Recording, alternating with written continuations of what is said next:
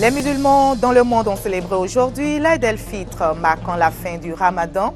En Côte d'Ivoire, des prières pour la paix ont été dites dans toutes les mosquées ce matin.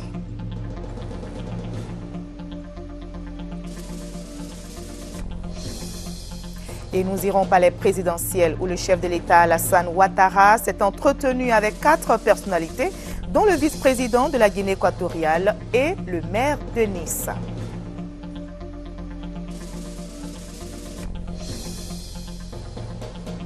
Les Maliens votent ce dimanche 11 août leur président. Hier, la Cour constitutionnelle a proclamé les résultats définitifs. La campagne électorale est ouverte pour les candidats Ibrahim Boubacar Keïta et Soumaïla Cissé. Nous retrouverons notre envoyé spécial Sylvie Touré sur place. Bonsoir à tous. Merci de regarder le journal de RTI 1. Après un mois de jeûne, l'heure est à la fête. Les musulmans ont célébré aujourd'hui l'Aïd el-Fitr, marquant la fin du Ramadan. En Côte d'Ivoire, des prières pour la paix ont été dites dans toutes les mosquées ce matin. La cérémonie officielle de la fête du Ramadan s'est déroulée à la mosquée de la Riviera Golf à Cocody, en présence du chef de l'État, Alassane Ouattara. Le reportage d'Alidia Rassouba. Elle marque la fin de 30 jours de privation, de pénitence, 30 jours de recueillement spirituel. La prière de l'Aïd el-Fitr a été célébrée officiellement ce matin à la grande mosquée de la Riviera Golf. L'imam principal de la mosquée, Mamadou Traoré, après avoir officié 2 unités de prière comme le veut la tradition islamique, a livré son sermon. Un message fait essentiellement d'exhortation aux fidèles à se conformer aux injonctions divines. L'imam Traoré a une fois de plus insisté sur des valeurs cardinales de l'islam, notamment la culture de la paix et la préservation d'un environnement de cohabitation pacifique entre les peuples. L'Aïd el-Fitr que nous célébrons aujourd'hui, chers frères et sœurs, est aussi prétexte à la réconciliation et la consolidation des liens sociaux, non seulement entre musulmans, mais aussi entre eux et leurs voisins non musulmans. Cela se fait au cours des visites où l'on échange de vœux et partage les repas, comme le recommande vivement le prophète sallallahu alayhi wa sallam en ce jour aux musulmans. Parmi les fidèles musulmans venus prendre part à cette prière de fin du Ramadan, le chef de l'État, le président Alassane Ouattara, naturellement en phase avec le message contenu dans le sermon du guide religieux. Je voudrais d'abord saluer l'imam Traoré et dire que bienheureux nous sommes tous avec la fin du jeûne du Ramadan et donc la fête, et dire que à l'occasion de cette prière, il a donné des bénédictions pour la paix dans notre pays, pour la concorde nationale, pour la réconciliation, et je voudrais l'en remercier et dire que c'est notre vœu à tous, notre souhait, que la Côte d'Ivoire nouvelle puisse bénéficier de ces prières et faire en sorte que l'évolution récente nous permette d'aller plus loin vers le rassemblement de tous les fils et toutes les filles de Côte d'Ivoire. En ce jour de l'Aïd el-Fitr, les musulmans expriment leur joie en l'honneur des nombreuses bénédictions qu'Allah leur a accordées pendant le mois béni de Ramadan. Ils se sont d'abord acquittés de la zakat el-Fitr, pour ainsi dire l'aumône légale purificatrice liée au mois de Ramadan, avant cette grande prière de l'Aïd. C'est aussi un jour de louange à Dieu. Voilà pourquoi les musulmans dans le monde entier ce jour-là récitent des invocations, évoquent la grandeur de leur Seigneur, Allah, dont la volonté alterne les choses au gré de sa volonté, dans les cieux comme sur la terre. Rendons-nous dans d'autres mosquées où des prières pour la paix ont été dites en ce jour de fête de Ramadan. Les musulmans de Bouaké ont célébré dans la ferveur religieuse l'Aïd el-Fitr. À la grande mosquée de Dougouba, l'imam Badiawari Touré a dirigé la prière. Dans son sermon, le guide religieux a invité les fidèles musulmans à continuer de respecter les vertus enseignées pendant le mois des jeûnes. L'Aïd el-Fitr marque la fin de la période de jeûne musulman. Il arrive après 29 ou 30 jours de jeûne selon le croissant lunaire. C'était en présence des autorités administratives, politiques et religieuses de la ville. Le préfet de la région de Bouaké a exhorté la communauté musulmane à prier davantage pour la consolidation de la paix en Côte d'Ivoire. Après la prière, la fête va s'étendre dans les différents foyers. La prière de l'Aïd el-Fitr, qui consacre la fin du jeûne musulman, a démarré à la mosquée de Guimbé à 9h40. Pour l'occasion, les fidèles musulmans sont sortis nombreux. Au cours de sa prêche, l'imam Bamba Amadou a exhorté les fils et les filles de la sous-préfecture à l'union et à la cohésion pour amorcer le développement de leur localité. Un appel renchéri par le sous-préfet Sekou Sanongo et le maire adjoint Ouattara Kassion. Les fidèles musulmans de Guembé, par la voix de leur guide religieux, ont également fait des prières et des bénédictions pour la paix en Côte d'Ivoire. Les musulmans sunnites de la commune de Yopougon ne sont pas restés en marge de la célébration de l'Aïd el-Fitr, marquant la fin du mois du Ramadan. 2 rakats ont permis au Raïs Farouk Fadiga de confier les prières de sa communauté à Allah, avant d'inviter les fidèles musulmans à la culture de la paix, du pardon et au renforcement de la cohésion sociale, choses qui vont contribuer au développement de la nation ivoirienne. Le reste exhorte les fidèles musulmans à conserver les bonnes habitudes acquises au cours du mois du Ramadan. Des prières et des bénédictions pour implorer Allah afin d'agréer les 30 jours de pénitence et de privation vécus par la communauté musulmane de Makuri-Ramblay. À travers ces actes d'adoration, l'imam Amidou Kone et ses fidèles s'engagent à demeurer sur le sentier d'Allah. La célébration de l'Aïd el-Fitr à Makuri-Ramblay a été l'occasion de prier pour les défunts et pour les malades. L'imam principal de la mosquée Madina invite les musulmans à préserver les acquis du partage et de piété observés au cours du mois du Ramadan. Les fidèles musulmans ont été exhortés à la culture du pardon et de la paix, et aussi à poursuivre la recherche spirituelle entamée depuis le début du mois du Ramadan. La prière de ce matin est le clou de 30 jours de privation pour les fidèles musulmans. À la mosquée Al-Matungara, dans l'enceinte de la nouvelle gare routière d'Abobo, les musulmans ont répondu présents à cette exigence de l'islam. Après la prière du Ramadan, la communauté musulmane du plateau d'Okuy s'est retrouvée chez l'imam pour recevoir des bénédictions. La prière de l'imam principal Binaté de la grande mosquée du plateau d'Okuy, c'est que les fidèles gardent les bonnes habitudes acquises pendant le jeûne pour demeurer des personnes comme le recommande l'islam. La communauté islamique Ahmadiyya, à l'instar des autres communautés musulmanes du monde entier, a célébré le Ramadan, marquant la fin des 30 jours de jeûne, d'abstinence et d'adoration à Allah. La mosquée principale des 220 logements a servi de cadre à cette célébration. L'amour pour tous, la haine pour personne est l'essentiel du message de l'Amir Abdul Pacha, le chef suprême de la communauté Ahmadiyya de Côte d'Ivoire. Le guide spirituel a émis le vœu que tous les musulmans expérimentent ensemble la faim, la soif et l'adoration d'Allah pour que ce mois serve de fervent unificateur pour la cohésion sociale. Après 30 jours de jeûne opérés par les fidèles musulmans en général et ceux de la mosquée Vakamori Doumbia, d'Abou PK18 en particulier, une prière de 2 rakats a été observée. Occasion saisie par l'imam Doumbia d'inviter ses coreligionnaires à œuvrer dans le sens de la réconciliation et de la paix. L'imam Doumbia exhorte ses fidèles à être des ambassadeurs de la paix afin de prôner la bonne parole pour une Côte d'Ivoire développée et réconciliée. Et justement, après la prière, dans ces différentes mosquées, les fidèles musulmans se sont retrouvés en famille pour partager un repas et célébrer ainsi la fin des privations. Gabriel Zani nous conduit dans ces familles. La fête du Ramadan, c'est avant tout une fête de famille pour les musulmans. Traditionnellement, les enfants rendent visite aux parents pour avoir leur bénédiction après la prière. Les gens des quartiers, ils ont fini ce matin parce que mon mari n'est pas là. Quand à la fin du carême, là, le vieux matin, on salue, on fait doua, on donne bénédiction. La fin du mois de Ramadan est également synonyme de dépenses pour le chef de famille qui doit prévoir un solide budget. Il a le devoir d'habiller toute la famille, ses parents, son épouse et ses enfants. C'est un moment de dépenses agréable parce qu'on est content de dépenser pour Dieu. On est content pour dépenser pour la société, on est content pour dépenser pour la prière. Et je pense que tout musulman doit pouvoir avoir ce sentiment de satisfaction de dépenser assez parce que le mois de Ramadan est un mois de bénédiction. Il faut dépenser assez pour en avoir plus. Les femmes, elles, s'attellent à la préparation de mets succulents. On a décidé de changer un peu. Donc nous avons décidé de préparer du lapin aujourd'hui. Pour la famille Dawa, le partage du repas est un vrai régal au vu du menu. J'ai partagé la nourriture pour donner à ma famille, ceux qui sont au dehors. Le jour de la fête, tout le monde est paré de la tête aux pieds. Certains parents emmènent leurs enfants dans les grands supermarchés pour les divertir. C'est aussi l'occasion de leur offrir des cadeaux. Généralement, la fête du Ramadan est une opportunité pour se faire de l'argent grâce à la tradition qui veut que les aînés donnent des sous aux plus jeunes. Tout au long de la journée, on échange des vœux par téléphone, SMS, en se souhaitant une heureuse fête Aïd Mabrouk.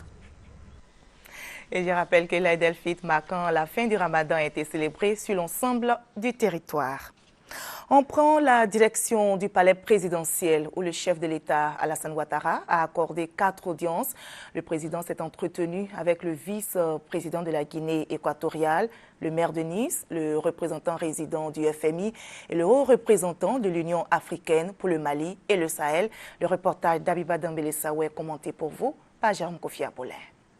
Ce mercredi 7 août 2013, jour de la célébration de l'indépendance de la Côte d'Ivoire, une journée on ne peut plus chargée pour le président de la République Alassane Ouattara. Après les activités dans le cadre des 53 ans de souveraineté de notre pays, le chef de l'État a reçu plusieurs personnalités. La première à être reçue est le deuxième vice-président de Guinée équatoriale, Théodoro Obiang Nguema, également ministre de la Défense et de la Sécurité. Il a invité le président de la République au sommet des États du Golfe. Je remercie le président de m'avoir accueilli, surtout un jour aussi important qu'est la fête d'indépendance de la Côte d'Ivoire. Donc de m'avoir invité pour venir participer à ce jour aussi important.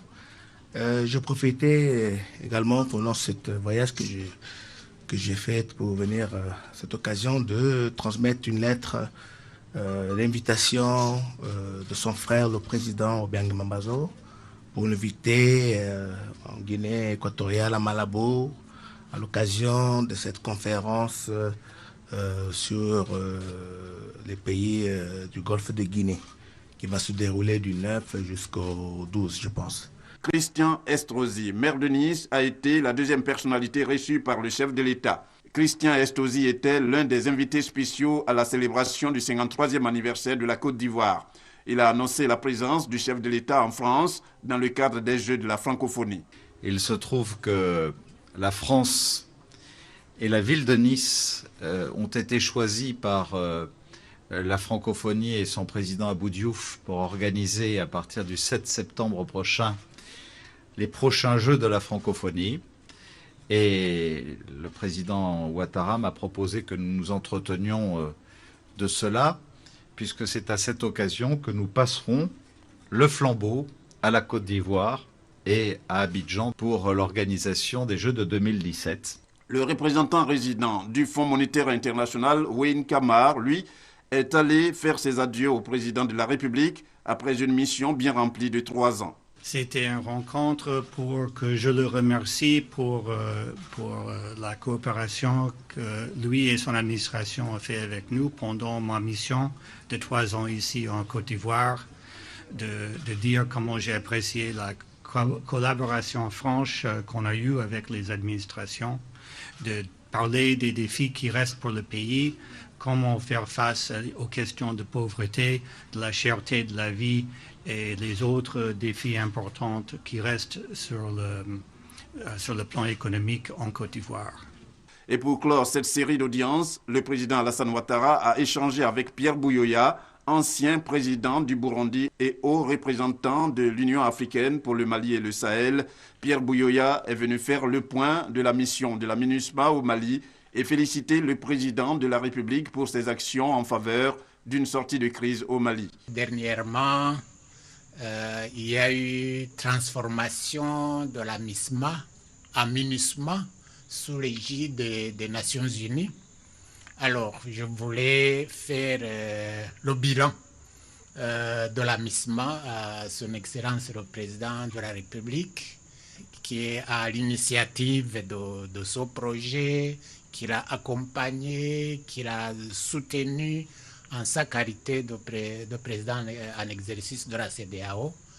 Alors, c'était pour indiquer que la MINUSMA a accompli sa mission d'une façon satisfaisante grâce à cet appui et que, évidemment, il y a un certain nombre de leçons qu'il faudrait tirer pour que dans l'avenir, la CEDEAO, l'Union africaine puisse accomplir ce genre de mission avec plus d'efficacité.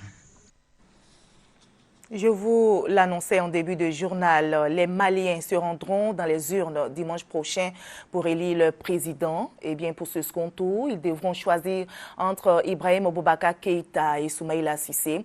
Hier, la Cour constitutionnelle a proclamé les résultats définitifs du premier tour de l'élection présidentielle. C'est donc parti pour la campagne électorale du second tour. Depuis ce jeudi, une campagne électorale express puisque les deux candidats n'auront que 2 jours pour convaincre. La Cour constitutionnelle malienne a donné hier les résultats définitifs du premier tour de la présidentielle du 28 juillet. Pas de changement majeur, la Cour a confirmé avec quelques variantes la tenue d'un second tour dimanche prochain entre Ibrahim Boubacar Keïta, qui totalise 39,2% des suffrages, et Soumaïla Cissé, crédité de 19,4% des voix. Le taux de participation a été revu à la baisse. Il passe de 51,5% à 48,9%. Justement, au Mali, nous avons sur place notre envoyée spéciale Sylvie Touré. Bonsoir Sylvie. Bonsoir Marie-Laure. Alors, nous sommes dans la dernière ligne droite de cette élection au Mali. Est-ce que vous pouvez confirmer ici que la campagne électorale est ouverte? Alors, officiellement, oui, la campagne est ouverte. Une fois que la Cour constitutionnelle confirme les résultats du premier tour, la campagne s'ouvre, mais en réalité, on n'a plus rien constaté aujourd'hui sur le terrain. Comme vous le savez, aujourd'hui, les Maliens, à l'instar de leurs coreligionnaires musulmans, ont célébré en cette journée la fin du carême, la fête du Ramadan a été célébrée aujourd'hui au Mali. Et donc, les candidats ne disposent que de la journée de demain. Donc, une seule journée pour basse campagne. Alors, donc, on peut dire que les candidats ont une seule journée pour convaincre les électeurs. Qu'est-ce qui est donc prévu par les différents staffs, Sylvie? Alors, ce qui est prévu demain, c'est que les Maliens n'auront pas droit au débat contradictoire. L'offre du candidat Soumaïla Cissé a été déclinée par son adversaire. Ce qui va donc se passer demain, c'est que chacun des deux candidats va animer de son côté un meeting et les meetings se dérouleront dans la capitale Bamako, histoire de remobiliser les troupes en vue du second tour qui aura lieu le dimanche. Alors, c'est aussi l'heure du jeu des alliances. Pensez-vous, Sylvie, que cela sera déterminé au sprint final?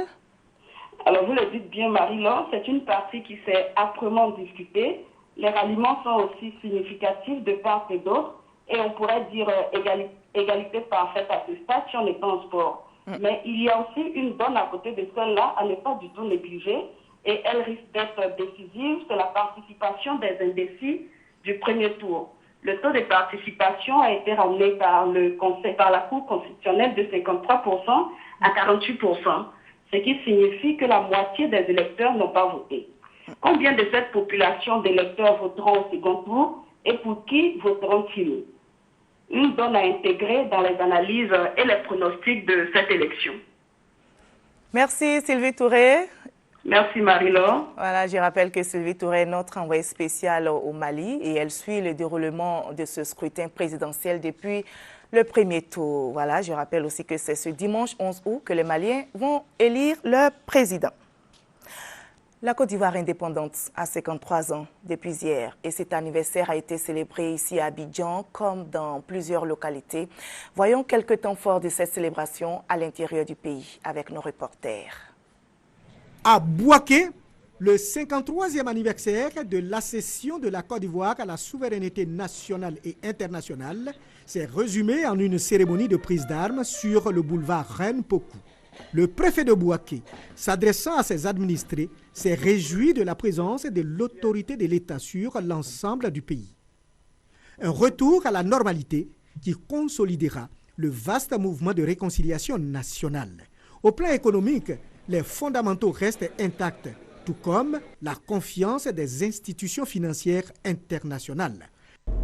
Et Bakonon ou bienvenue dans le département de Guimini-Gamala. La célébration de la fête de l'indépendance a été un cadre de retrouvailles de tous les fils de cette région. Ndriao Lazare, préfet du département de Dabakala, a invité les populations Guimini-Gamala et les autres communautés résidant dans cette région à faire de la cohésion sociale leur cheval de bataille. Pour l'orateur, Le président de la République a redoré le blason de la Côte d'Ivoire et désire la rendre un pays émergent à l'horizon 2020. Aussi a-t-il souhaité une implication de tous les Ivoiriens dans cette vision du développement. Un défilé des forces de l'ordre et des couches socio-professionnelles suivi d'une démonstration de karaté par les jeunes ont constitué les temps forts de cette célébration à Dabakala.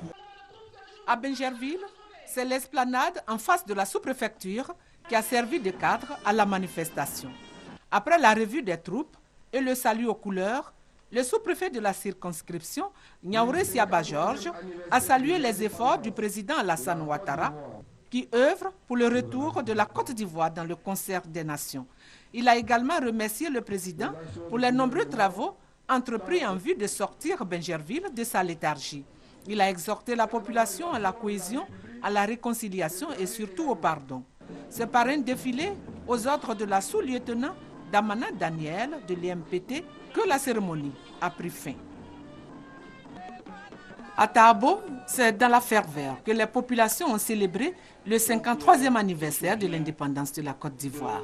Le préfet de Tahabo a saisi cette occasion pour inviter les populations à l'union, à la fraternité, conduisant à une vie communautaire apaisée et propice à l'épanouissement tant individuel que collectif. Le préfet a remercié le président Alassane Ouattara qui a érigé Tahabo en préfecture. Le préfet Koukounion Légré a invité le peuple de Tahabo à plus d'engagement pour bâtir, sous la houlette du chef de l'État et du Premier ministre, une nation forte, dynamique et prospère. Érigé en chef-lieu de département il y a seulement un an, Kwasi Kro attendait ce 53e anniversaire de l'indépendance de la Côte d'Ivoire pour offrir une belle fête aux populations. C'était aussi l'occasion pour le préfet Nguessan-Kwaku Germain, le sous-préfet Paul Letia Eliane et leurs administrés de prendre l'engagement d'un nouveau départ. Un nouveau départ nécessaire, disent-ils, pour amorcer le développement de la commune. Pour y arriver, ils ont décidé de parler désormais d'une seule voix à Kwasi Kro. Le 53e anniversaire de l'indépendance de la Côte d'Ivoire, célébré à Opoyou, dans la sous-préfecture de Toupa. L'événement a réuni les autorités administratives et les différentes couches sociales d'Opoyou. Occasion pour la représentante du chef de l'État d'inviter ses administrés à faire du vivre ensemble une réalité. Fatoumata Kone encourage également les populations de la sous-préfecture de Toupa au travail bien fait en vue de contribuer à la construction de la Côte d'Ivoire. Les allocutions ont été précédées de défilés.